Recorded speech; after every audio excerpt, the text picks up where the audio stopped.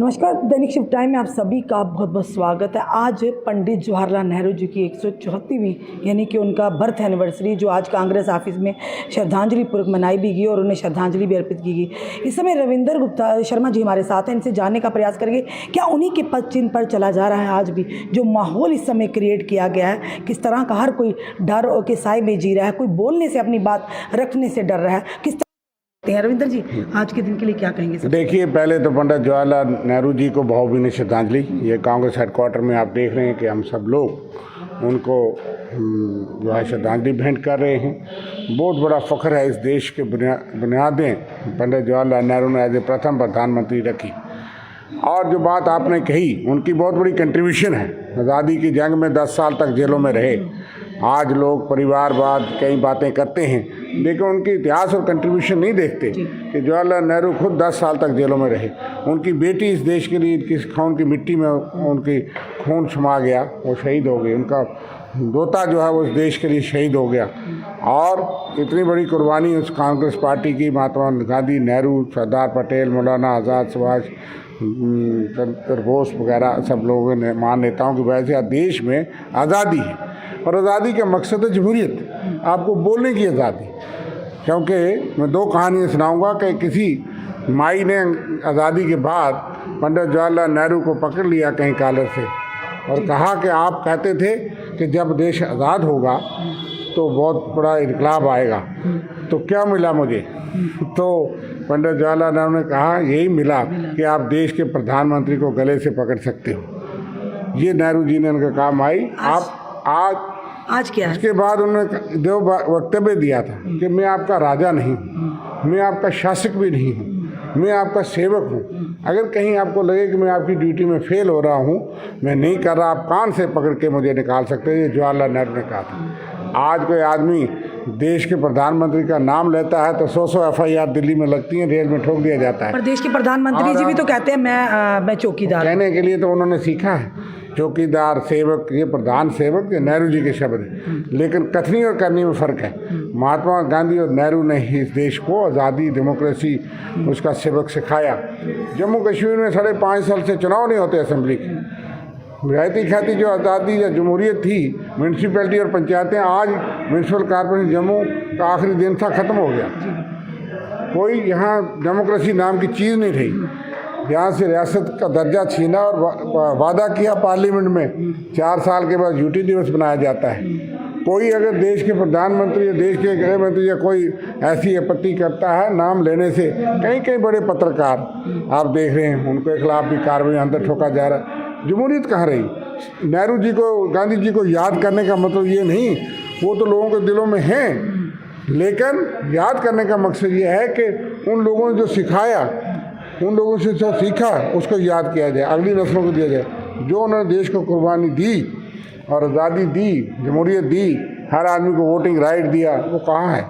और आज जो आदमी बोलता है उसके खिलाफ कोई ना कोई कार्रवाई जो है तानाशाही की सरकार करती है। चौधरी लाल सिंह जी के लिए क्या कहेंगे? देखिए, मैं कहता हूँ जो कानूनी कार्रवाई है वो किसी के खिलाफ भी कोई सबूत है तो वो करें, लेकिन उसमें और जो लोग हैं उनके खिलाफ क्यों नहीं होती? मैंने पूछा था कि जिस चुस्ती से ईडी उनके खिलाफ कार्रवाई कर रही है, और बड़े लोगों के नाम आए, मीडिया में आए। गवर्नर सत्यपाल मलिक ने भी कहा कि मेरे पास 100 करोड़ की रिश्वत के ऑफर आए। वो कौन लोग थे?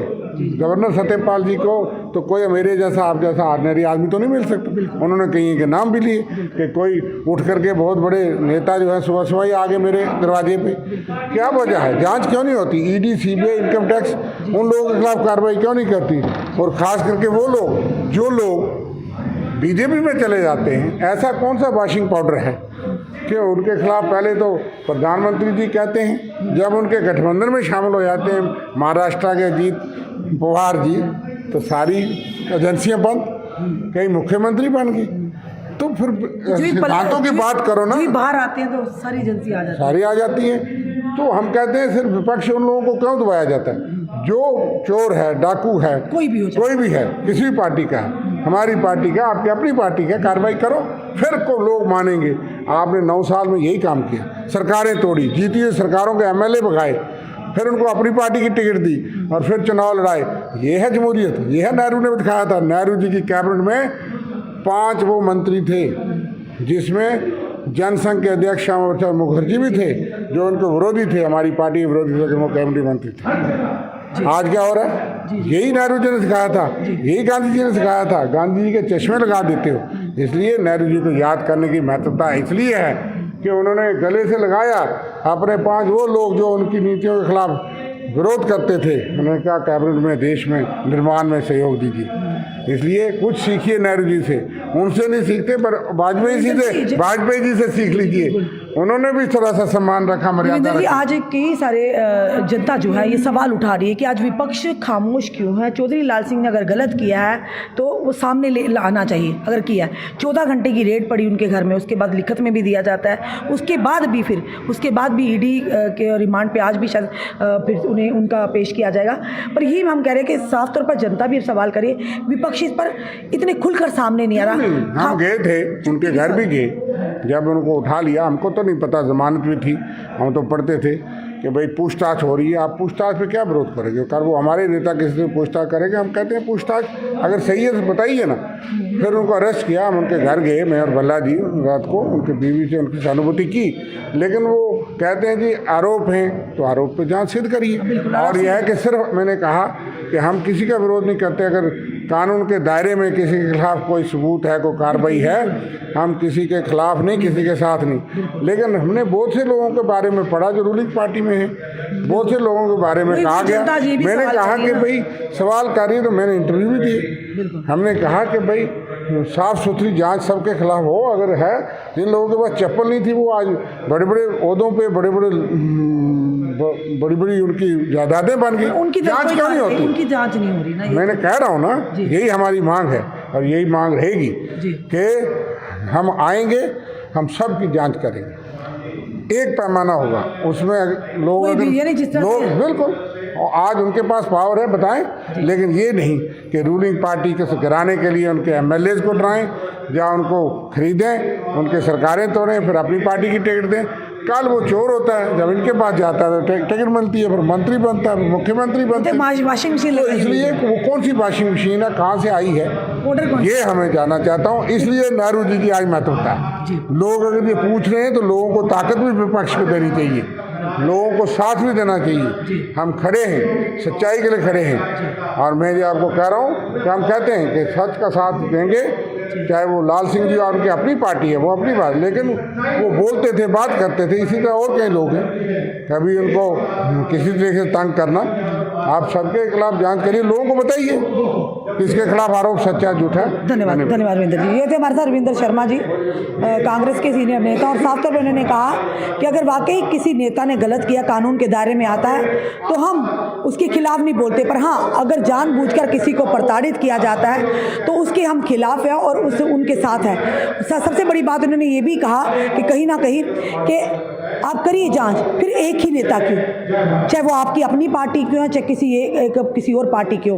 केंद्र सरकार को इसका संज्ञान लेना चाहिए, उन सभी को फिर उन सब का शिकंजा कसना चाहिए कि और भी कई नेता हैं, बड़े बड़े नेता, जो जनता में कमेंट बॉक्स में भी लिखती है, कई सारे नेताओं के नाम है, कई सारे घपले सामने, कई सारे घोटालों में वो शामिल हैं, पर उन पर कार्रवाई क्यों नहीं होती। अगर देखना समानता की आप बात करते हैं तो सबको एक ही नज़र से देखिए ना, चाहे वो आपकी अपनी पार्टी का हो नेता, चाहे किसी और पार्टी का होता है। चलिए देखते हैं, जिस तरह से उन्होंने कहा कि हमारी सरकार आएगी, हम सबको घेरे मिलेंगे, हमारे लिए सब बराबर होगा। चलिए, आज जो कि जवाहरलाल नेहरू जी की आज जन्म, उनके इस बर्थ एनिवर्सरी पर यहाँ पर एक कार्यक्रम रखा गया, शाहजहाँपुर श्रद्धांजलि भी दी गया, उनके सिद्धांतों को याद करवाया गया और ये भी कहा गया कि उनके सिद्धांतों पर ज़रूर चलना चाहिए। आपका क्या कहना है इस वीडियो को देखकर? अपने कमेंट, अपने सुझाव हमें ज़रूर दीजिए। इस वीडियो को जितना हो सके शेयर कीजिए। जुड़े रहिए हमारे साथ अगले अपडेट के लिए। जय हिंद, जय भारत।